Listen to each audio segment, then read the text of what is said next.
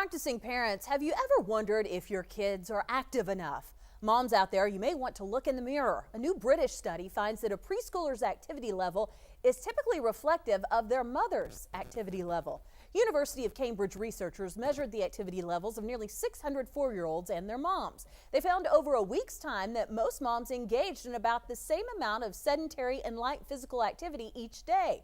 Results also show only 53% of the women met the recommended 30 minutes of moderate to vigorous physical activity on one or more days. Researchers say since mother and child activity levels are closely linked, encouraging moms to be active with their children may result in increased activity for both.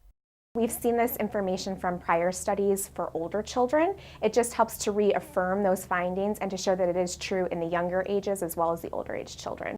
Moms are serving as good role models for their children. So when they think exercise and physical activity is important, their children are more likely to think that it's important. Find out more on my Facebook page, Pro News 7's Lisa Schmidt.